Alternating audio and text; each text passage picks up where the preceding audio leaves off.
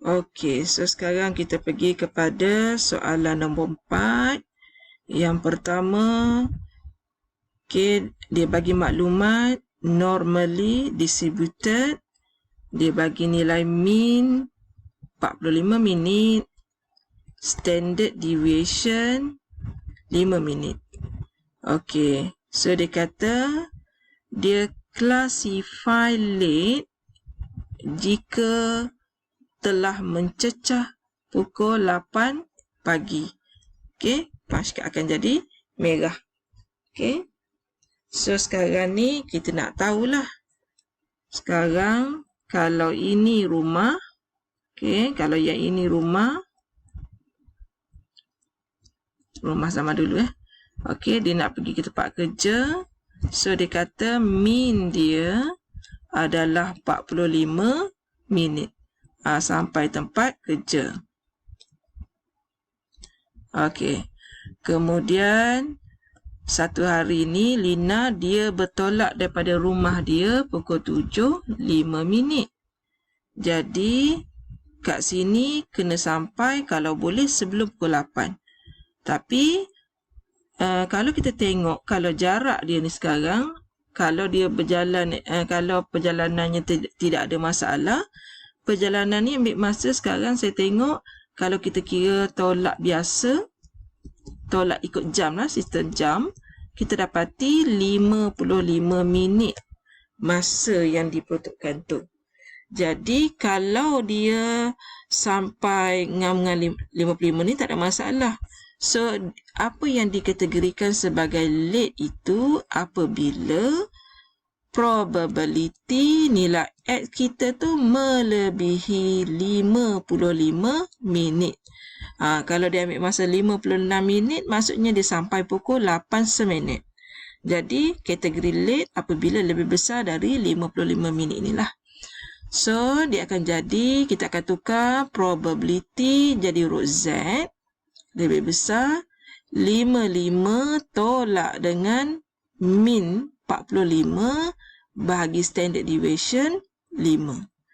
Jadi dari sini kita dapat probability Z lebih besar dari 2. So saya sebenarnya suka lukis tu. Okey, so 2, kita tengok 2 berada di sini. Jadi kawasan yang kita nak cari tu berada sebelah kanan. Jadi terus kita boleh buka buku statistik kita. Okey, bila kita buka, jawapan yang kita dapat ialah 0.0228. Itu untuk soalan A. Untuk soalan B, for a period of time, Lina leave home at the same time each morning. Okay, during this period, she find that she late approximately. Dia lambat juga, dia keluar waktu yang sama tapi dia lambat juga 8%. So dia tanya pukul berapa Lina meninggalkan rumahnya. So sekarang ni soalannya terbalik. So kita akan dapat probability X more than X more than T. Dia nak tahu dan dia dah bagi dah jawapannya ialah 8% tu adalah 0.08. So kalau kita lukis, okay. So sekarang ni kita nak tahu T tu berada di sebelah kiri atau sebelah kanan. Okey, katakan pelajar meletakkan T tu di sini. Okey, T tu di situ. Jadi kalau kita nak katakan dia lebih besar, okey, lebih besar di situ, adakah logik kawasan Blorek bersamaan dengan 0.08? Okey, sudah tentu tidak logik. Maka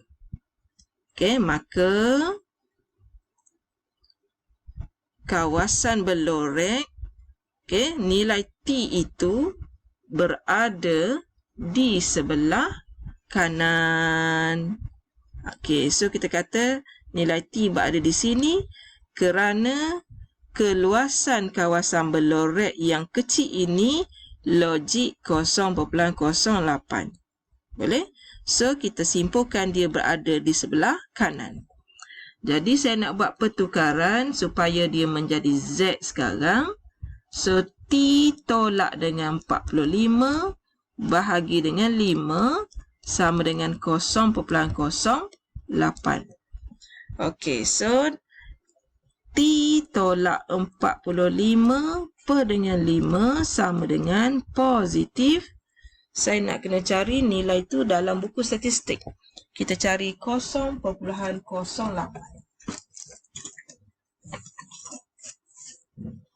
Okey, kita cari belah dalam 0.08. Okey.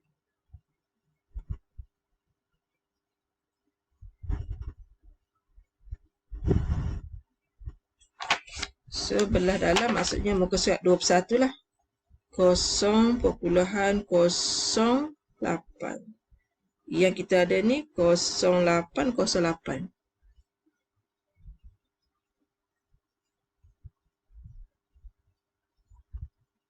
Okey, so yang kita ada adalah 0.808. Kalau muka surat 24.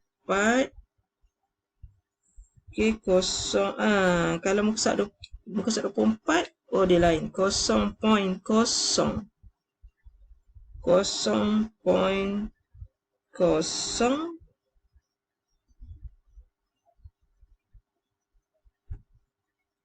Okey, tak ada. So, nilai yang terdekat di sini ialah 1.4.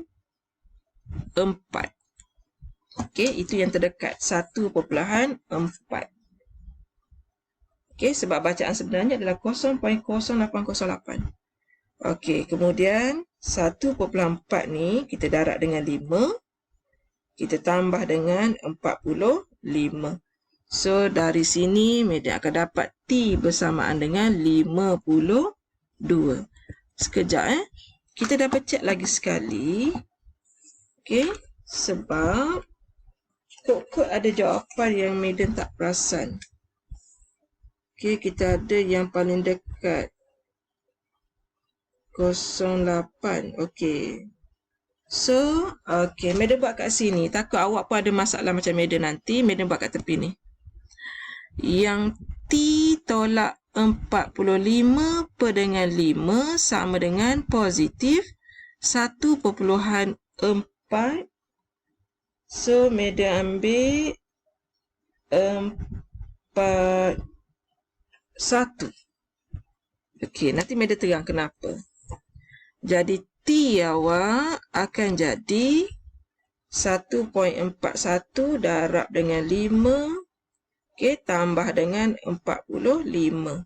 So, kat sini kita dapat 52.05. Okey, apa beza yang kuning dengan yang putih? Okey, untuk yang kuning, sebenarnya bacaan pada buku statistik adalah 0.0808, di mana perbezaannya sebanyak 8. Tetapi bila kita rujuk nilai 1.41, bacaannya ialah 0.0793, iaitu perbezaannya ialah 7. Jadi sebenarnya yang warna putih lebih tepat. Okey. So, dia kata sekarang ni dia nak keluar rumah pukul berapa? What time is she leaving home? Okay, to the nearest minute. Okay, so kalau kita tengok, kalau di sini katakan macam mana nak cerita kawan ni? So, kita kena mengundur ke belakang lah. Pukul 8 tu, kan? Pukul 8 pagi tu, kita undur sebanyak 52 minit. Baru kita dapat pukul berapa kita bertolak. Okey, so kita terpaksalah guna cara sekolah rendah, kan? So, pinjam sini tinggal 60. So, sini tinggal lagi 7. Okey, 7. Pukul 7 pagi, 60 tolak dengan 52. So, kita dapat pukul 7, 8 minit pagi. Okey. Apa nama dia tadi? Lina kena bertolak dari rumah. Okey, pukul 7. What time is she leaving home? Okey, okey, what is the leaving? Okey.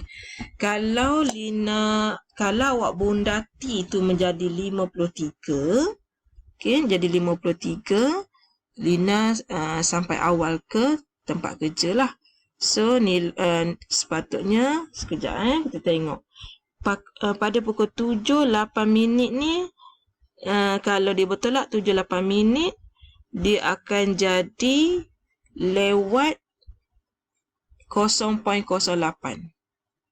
Okey, dia akan masuk ke dalam kawasan Belorek. Kalau dia ke atas lagi, contohnya dia bertolak pukul 7, 10 minit, dia sah-sah lagi lewat lah. So, kalau dia nak awal, kurang daripada pukul 7, 8 minit. Okey. So, Madam tanya lagi sekali, kod masih ada problem, sama ada nak guna yang kuning ataupun yang putih. So, jawapan Madam, kita sepatutnya guna yang putih. Sebab apa? Sebab ini. Okey, Madam dah bagi yang ini tadi. Perbezaannya, yang ini 8 dan yang ini perbezaannya 7. So, kita tak payah guna yang warna kuning. Kita guna yang warna 7. Cuma macam mana, warna putih. Dan cuma macam mana kita nak dapatkan waktu dia bertolak. So, kita ambil waktu yang lewat ni. Okey, pukul 8 waktu pertengahan tu. Kita tolak dengan masa yang dia ambil.